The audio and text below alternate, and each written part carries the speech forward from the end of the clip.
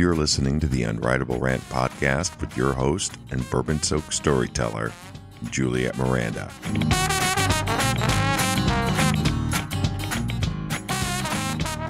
Hey there, y'all. It's Juliette Miranda, and this is episode 261 of the Unwritable Rant podcast.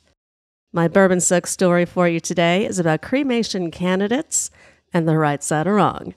But first, I gotta knock back some bourbon. Cheers, y'all. Oh, that bourbon. Well, y'all, I am proud to say that my guy and I have more or less recovered from Mardi Gras, just in time for festival season. The French Quarter has been consumed with visitors, and this makes me equally happy and annoyed. Because I gotta say, I love people being here. I do. I want everyone to know how special New Orleans is and have the chance to enjoy it. But God damn it, people, you gotta be decent about it. And this applies to everywhere, not just the French Quarter. Because we all gotta get along, and that does not mean camping your ass out in front of my fucking front door while you take a phone call or hand out Go-Gurt treats to your kids. If you had taken 5 seconds to look around you, you'd see that 1, you have planted your ass in front of a door, and 2, there are no windows for anyone behind said door to see your fat ass. Needless to say, when I gleefully fling that door open and clock a troop of tourists, I'm not the one who needs to apologize. Or do I?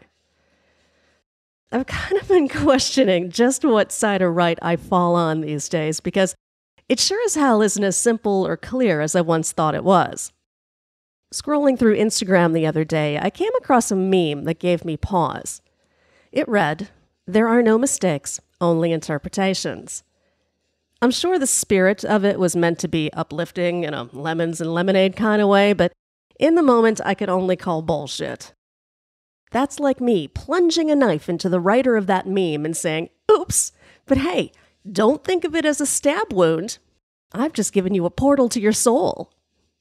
Spin is everything, isn't it? I highly doubt there is a meme or motivational quote on this planet that is potent or positive enough to spin my moral judgments. And Lord, have I ever recently made what could be a series of very significant errors in judgment. And it all started when I signed up for a writing workshop. Ugh. Just saying that out loud makes me feel the icy side-eye of Hemingway boring into my skull. I completely understand, I do, that collaborating with peers is a wonderful practice for many people. That's just not me. I am happily a sole practitioner, particularly when it comes to my own writing, and I do not solicit advice from just anyone. In fact, there are only 2 people whom I have ever trusted for literary advice or critique. One passed away 2 years ago, and I fear that my obstinate edge and vicious text messages are kind of scaring the other one away. That's why when I came across an ad for a writing workshop, I decided to give it a try. In a way, it kind of seemed meant to be. There are countless writer events in New Orleans every goddamn week, but this was the first one to specifically target the mechanics of long-form plot development, which is an area that I've been struggling with. It had a great leader. I mean, the guy had won a bunch of awards and written a ton of books. He was a teacher. And the event was being held less than a block from my home, so there really were no excuses for me to not attend. I mean, other than the fact that I loathe being around writers. This is a long-standing bias that I also apply to myself, because believe me, I know that as a writer, my company is not especially desirable. Still, if I have learned nothing else from my life here in the French Quarter, it's that being friendly and social are not as damning as I once believed. So I figured, what the fuck? How bad could it be, right? And how many times have I asked that question? A few minutes and $25 later, and I was the very dubious recipient of a pass to the workshop. My guy, who thankfully appreciates his loving little misanthrope and reform, he looks at me as if I am insane when I tell him what I have done. He's likely envisioning a fleshy crime scene because he asks, "Are you sure you want to do this?" Yes, I was, because something needed to crack this dark and dirty block that had settled over my writing process. I was hoping getting out of my comfort zone would do it. Never mind the nasty combo of pride and self-hatred slugging it out in my temples. The pride came from knowing that I was doing something other than downing a bottle of bourbon to reverse my writing funk. The hatred, well, that came from wondering how I could have let myself sink so low that I had to resort to taking advice from strangers to get back to doing the one thing I'm supposedly good at. And yes, y'all, I am that hard on myself. Because while I do not fault or fear failure, I do fault not working. And I hadn't been, which is why I ultimately showed up to that workshop with a fucking notebook and all. The event was held at one of our many historic buildings, a 2-story hybrid home to a museum, antiquity shop, and community resource center. Everything in this building has an aura of value, whether it is perceived or ticketed that way. The chairs alone in the workshop room clocked in from $5,000 to $50,000. And I know this because the gilded chair that I'd chosen to sit in still had a price tag fastened to one of its clawed feet. Several decades of dust would cough out from the cushions as people took their seats, leading me to believe that the workshop organizers had raided some way back chamber of New Orleans treasures to outfit the room. Clearly it was going to be a full house, and I have to admit, the more people who filled the room, the more my inclination to leave it grew. Who were all these people?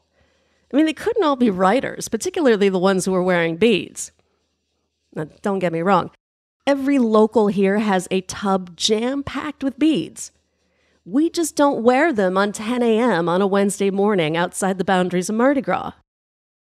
All of us locals also know better than to try and smuggle a 24-ounce paper canister of café au lait into a museum. How anyone could think that is acceptable is beyond me, but there she was, a very rowdy, very belligerent woman causing a ruckus at the door. Her coffee was literally the size of a bird bath, and somehow it was the security team who was at fault for preventing her from crossing the doorway with it. This being the South and all, security was polite to the point of teeth grinding, while the coffee twat escalated her insults and threats with each gentle request to ditch the drink. Apparently, the poor woman had waited in line for 45 whole minutes at Café du Monde to get that coffee and a large bag of beignets, and she had every intention of devouring them both in the workshop. And y'all should have seen her. She was screaming and stamping her feet and dropping ill-fitting words like diabetes and blood sugar and dehydration. And she's looking all satisfied with herself, as if no security guard on the planet is going to be so bold as to challenge her, oh, so sad medical disadvantages. Oh, she had no idea. No fucking clue what she was up against. The mere mention of beignets was enough to send reinforcements rappelling from the roof like Mission Impossible. Because beignets, y'all, are a fucking mess. They are delicious puffs of glorious fried dough, don't get me wrong, but every beignet comes doused in approximately 1 pound of powdered sugar, which means a bag of 6 beignets has more firing power than a glitter bomb. Her breakfast was swiftly contained by hazmat protocol, with the gracious promise to return it outside the property when she was ready to leave. Which, quite honestly, I should have done at that point. Because as I watched the coffee twat thunder to a seat in the front row, I knew, oh y'all, I always know, this experience was not going to be the one for me. In a perfect world, the workshop would have been led by a 1978 Donald Sutherland in Animal House type. The corduroy suit was optional, but the understated swagger a must. There would be maybe 7 of us total in the room, all writers, but no one would read anything they'd written. Instead, we'd debate unreliable narrators and the pitfalls of using dialogue to drive plot, and we would all walk away with one completely unexpected but astoundingly useful action point. That was my fantasy. And I knew it was just that, a fantasy. The same way I know my mediocre food photography on Instagram is not going to inspire Gordon Ramsay to invite himself over for dinner. All I wanted from this workshop was to walk away feeling inspired, or at the very least, reassured. But nope. That would not be the case, and for that I'm going to give more than partial blame to the coffee twat. This broad's mouth did not shut the entire duration of the workshop. It opened even before the speaker could open his. The organizer of this disaster was making introductions and, as usual, he asks the room to silence their cell phones, which prompted the coffee twat to applaud and cheer, as if she wasn't the one who delayed our start by a solid 5 minutes with her caffeine-denied tantrum. Maybe if the speaker had any semblance of a backbone, he could have muzzled this bitch. As it was, he had all the posture of a sea cucumber. Rather than standing in front of the room or, say, behind a lectern, he opted to sit at a table, so bent and lackluster his chin rested on the top of it. His only method of instruction is to read to us from Kafka's The Metamorphosis. I have nothing against Kafka, but come on. This guy opens the book and starts reading. Pages. Not a paragraph to illustrate a point, but pages. Not that any of it was consecutive. Every 3 or 4 sentences, the coffee twat feels the need to open her dumb pancake-shaped mouth to offer such unprompted and riveting insight like, well, as a reader, I felt betrayed by the character's family. Did you, sweetheart? Fuck you. I felt betrayed by the people who took my money for this bullshit workshop. The session description said nothing about being read a bedtime story.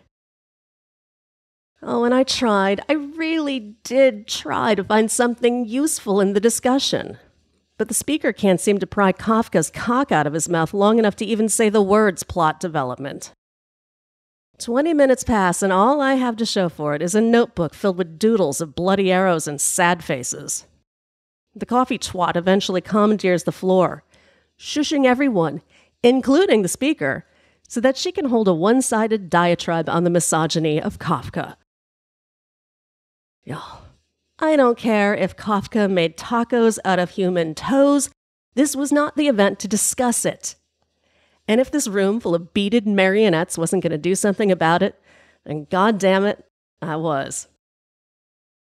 The second that coffee twat pauses for breath, I'm on my feet and addressing the speaker, and I'm asking, hey, as somebody who's published 7 books of his own, could you share a little bit of insight into your own writing process? For a minute, the speaker looks surprised, as if he'd forgotten that, oh yeah, he is a writer, and it was his purpose to talk about it. So he kind of stammers a little bit, but eventually finds his voice. And for the first time since I got there, I'm actually engaged. He's talking about using an outline to organize a story and how he's letting the illness of his female lead drive the plot in his new book. And I'm about to ask a follow-up question when that fucking coffee twat has to get involved. And she asks, why didn't you get the perspective of a woman before writing a female character? Her question is so wildly off-topic and deliberately combative that I find myself exclaiming, ugh, for fuck's sake. It was not, as I would have preferred, my inside voice, but instead an exasperated yell that even the back row caught at full force. The coffee twat's neck nearly unhinges as she whips around to glare at me. She's all, excuse me, do you have a problem? Her voice has escalated an octave, and she is so triggered her hair is vibrating. I suppose I could have let it go, backed away from the intensifying crazy of a mouthy dumbass. But I was so sick of hearing her voice that I couldn't help myself. So I say, look, sweetheart, I came here to learn about plot development from an expert, not hear your asinine, unrelated, and definitely uninvited running commentary. The room clenches so tight it squeaks when I say that. I didn't say what I did with the expectation of applause. It truly was born from exasperation and a total lack of reserve, but I'll tell you, it would have been nice.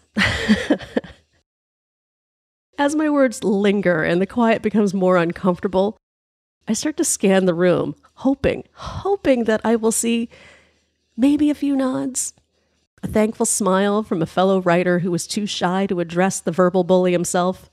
Yeah, not so much.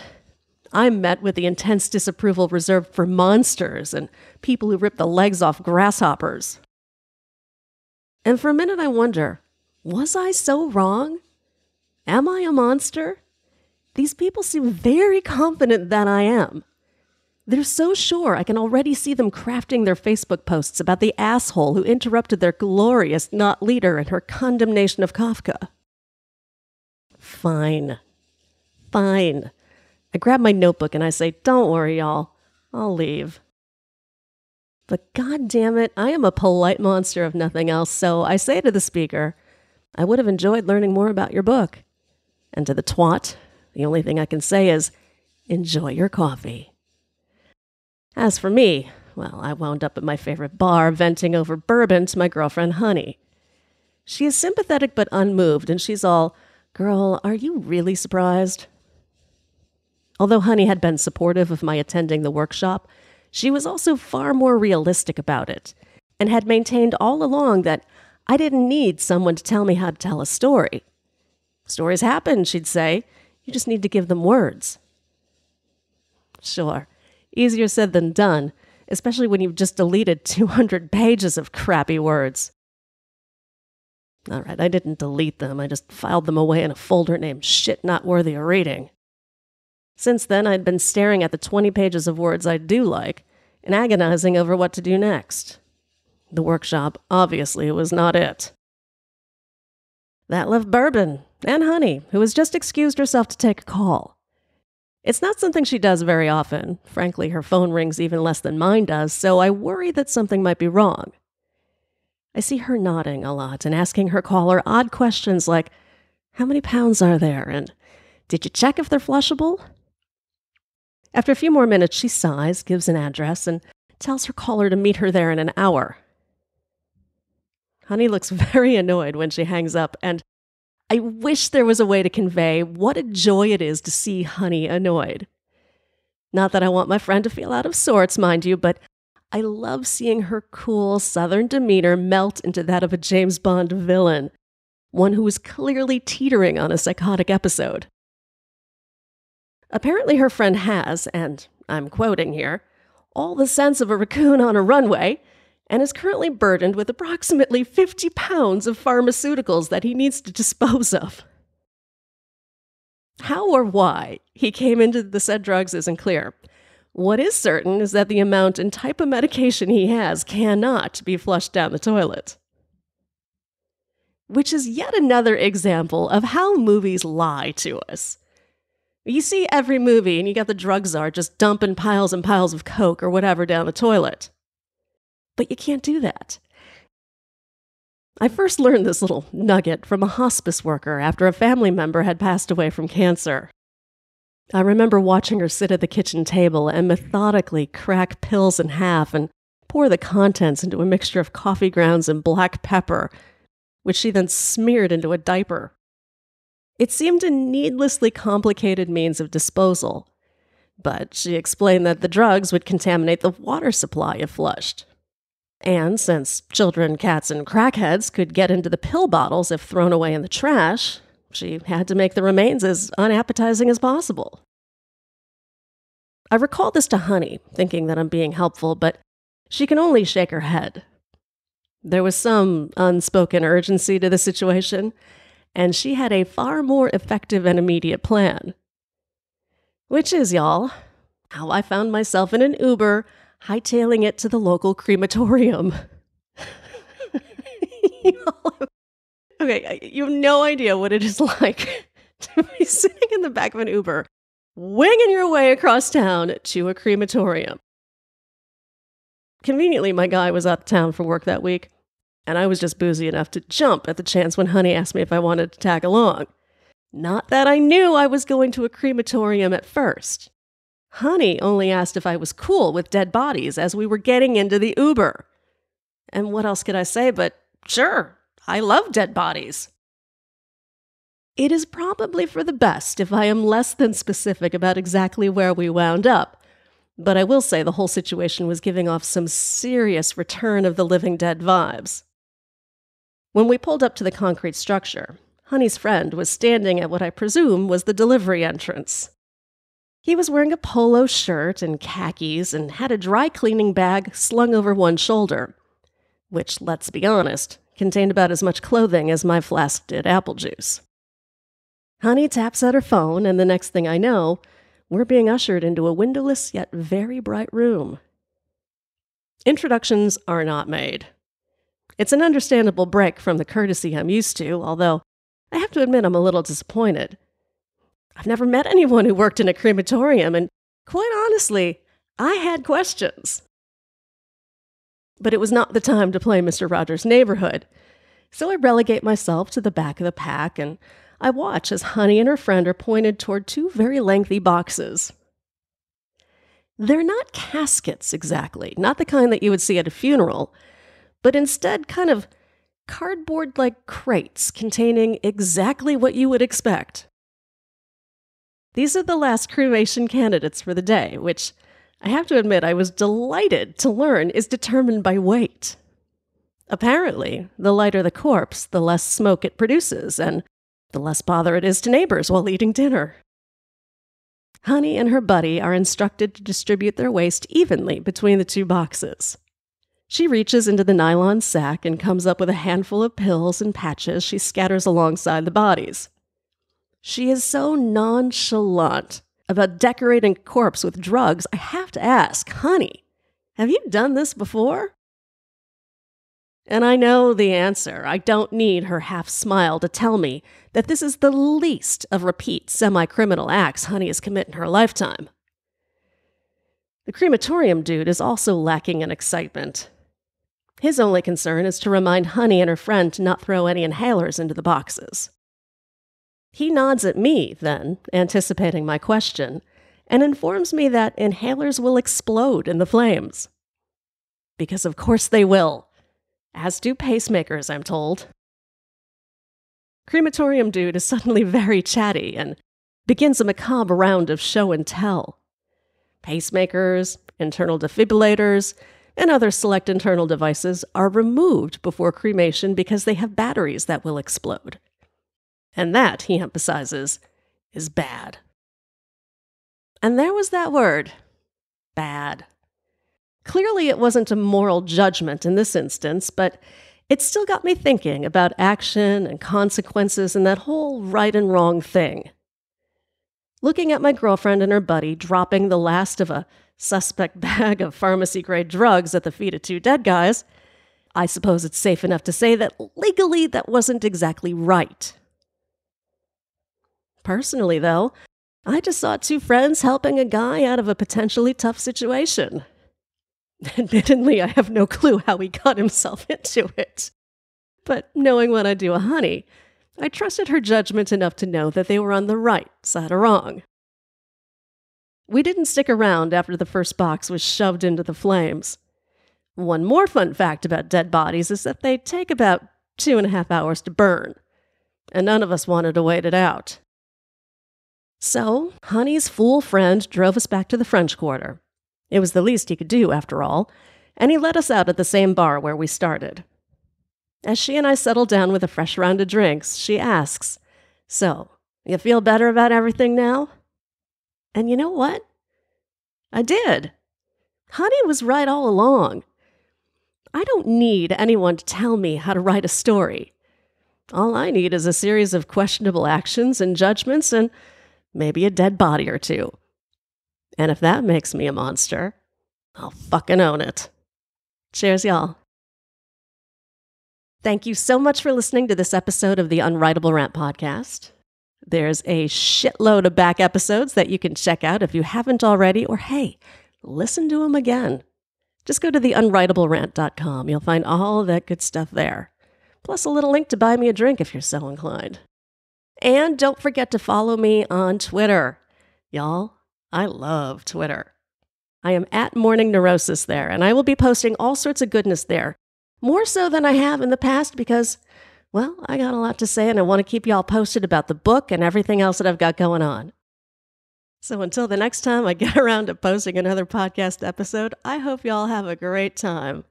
Enjoy the spring, enjoy the summer, and hell, enjoy some bourbon while you're at it. Cheers, y'all. Go to theunwritablерant.com and sign up to get early access to interviews and new videos. And don't forget to connect with Juliette on Twitter at Morning Neurosis. Girl, you was pretty as a Sunday morning, standing on the corner at Carondelet. What you say we make our way up to Bourbon, a couple hurricanes and a hand grenade, and get blown away. Let the chips fall where they may. If it's all the same, what you say, bon ton, hey, pretty mama, I can smell the gumbo. Sweetest taste of honeysuckle on my lips. Good God Almighty, I can hear the trombone. Every heart ought to beat to a rhythm like this. Come a little closer, honey, let me hold you. Nothing tastes better than a bourbon kiss. You can be the flower on my magnolia. Every heart ought to beat to a rhythm like this.